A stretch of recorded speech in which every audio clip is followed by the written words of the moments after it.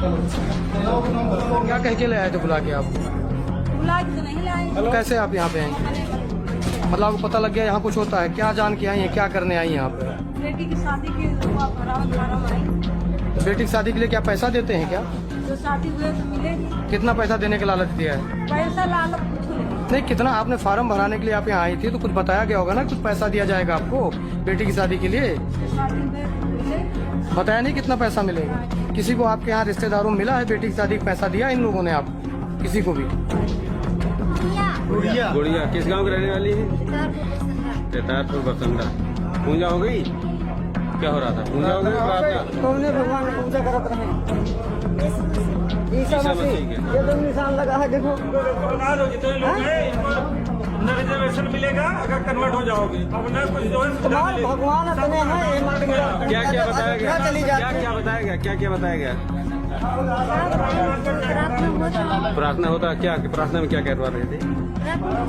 कुछ एक आध दो लाइन बताओ।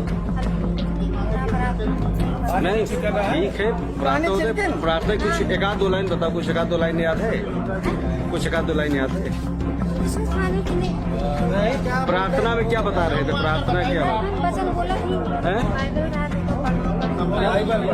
बाइबल रहती है और पढ़ो। तो उसको पढ़िए आप। वो पढ़ के सुना रहे थे?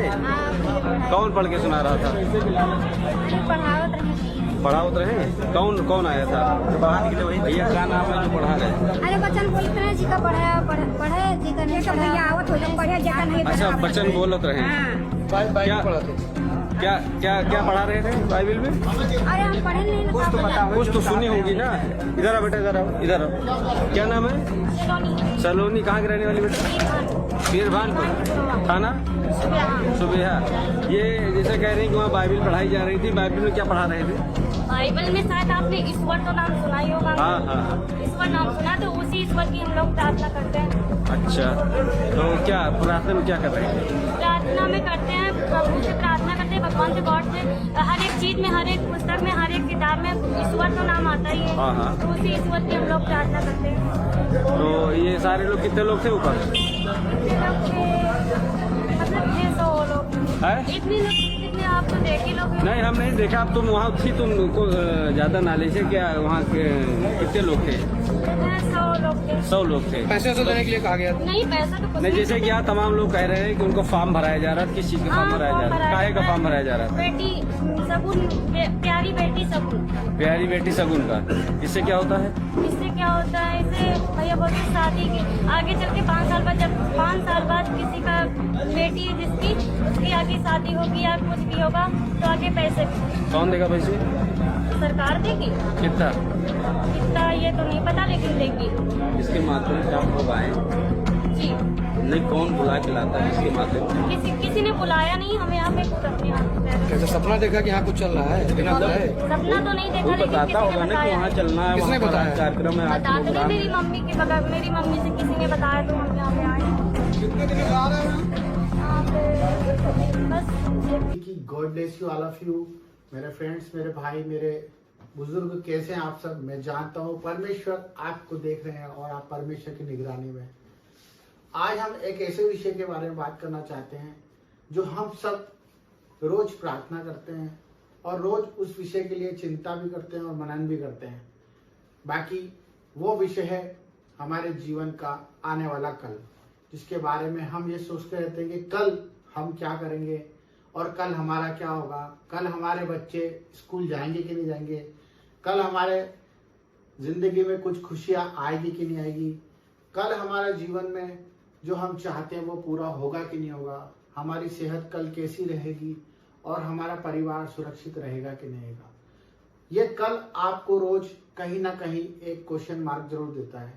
मैं जानता हूं कि जो परमेश्वर को जानते हैं वो ऐसी बात कभी नहीं करते और ना ही ऐसा सोचते हैं, पर शैतान हमारे चारों ओर है। और ये विषय उन लोगों के लिए जो लोग परमेश्वर को अभी जानने लगे हैं और परमेश्वर के प्यार में खो गए हैं, परंतु उन्हें न्याय और उन्हें नियम को जानना बहुत जरूरी है।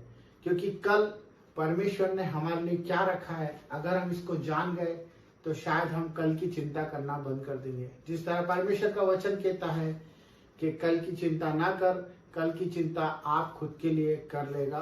आज के लिए आज का दुख बहुत काफी है। यही वचन परमेश्वर ने हमें इसलिए दिया है क्योंकि जो लोग भविष्य की चिंता करते हैं, जो अपनी खुद की सेल्फ चिंता करते हैं, जो अपने परिवार की चिंता करते हैं और कल के विषय में मनन लगा के अपनी पूरी जीविका खराब कर लेते हैं और ये नहीं सोच पाते कि हमें कल क्या करना है, उसी विषय में परमेश्वर हमें कहता है कि तू कल की चिंता मत कर, कल की चिंता आप खुद कर लेगा। आज के लिए आज का दुख ही काफी है। मेरे प्यारे मित्रों और प्यारे भाइयों, मैं आपको ये बताना चाहता हूँ कि परमेश्वर ने हमें ऐसा क्यों बोला है। क्योंकि परमेश्वर ये जानते हैं कि हमारे बच्चे उसके ऊपर विश्वास करेंगे। क्योंकि जो अनंत जीवन का स्वामी है, जो राजाओं का राजा है, वो हमारे कल की नहीं, वो हमारे जीवन की रक्षा करता है। हमारे पूर्वजों से उसने हमें गोद ले लिया है, उसने हमें मोल देकर चुकाया है और हमें स्वीकार करा है जिस भी हालत में थे हम। जब हम पहले ऐसे थे, जब हमारे भविष्य के बारे में हमें नहीं पता था, जब हम अपने बारे में सोच सोच कर गलत गलत कदम उठा लिया करते थे और पाप में पड़ जाते थे और उस पाप का परिणाम भी बहुत बड़ा बड़ा भोगते थे। पर हम क्यों नहीं जानते कि आज हम वही गलतियां, वही व्यवहार वापस करेंगे तो हम किस तरह से प्रभु के कहलाएंगे। जिस तरह से परमेश्वर ने हम पर दया रखी, अगर आप उस दया को जानना चाहें तो हम कैसे अपने आप को जान सकते हैं, कैसे जान सकते हैं और कैसे जान सकते हैं। ये वही वचन है जो परमेश्वर का हमें सिखा रहा है कि तुम कल की चिंता मत करो।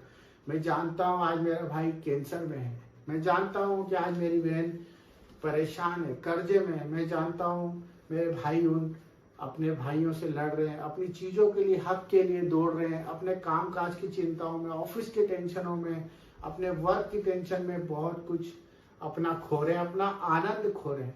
मेरे भाई बहनों, ये विषय परमेश्वर ने हमें इसलिए दिया है कि जब हम इस चीज को छोटा करेंगे, अपने कामों को अनुशासन से करेंगे, नियम से करेंगे और अपने मुख पर सच रखेंगे, हमसे जो होता है हम उसी को करें।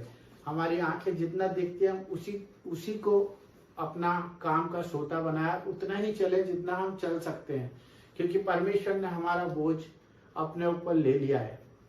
व्यर्थ चिंता ना करें, हमें चिंता करने की कोई जरूरत नहीं है, क्योंकि परमेश्वर ने क्रूस पर अपनी जान दी, अपने इकलौते पुत्र को हमारे लिए इसलिए दिया कि हम नाश ना हो और हम विजय के जुलूस में चले और परमेश्वर की महिमा को देखें। और परमेश्वर की महिमा जब ही होती है जब हम परमेश्वर के पीछे अपना क्रूस उठाकर चलते जाते हैं।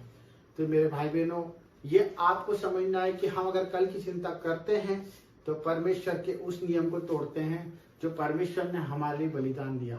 अगर आप महिमा देखना चाहते हैं और परमेश्वर के कामों को देखना चाहते हैं तो आज के आनंद में खुशियों से जियो, आनंद से अपने परिवार के साथ खुशियां मनाओ और प्रभु की आराधना करो, प्रार्थनाएं करो अपने पड़ोसी के लिए और अपने लिए भी।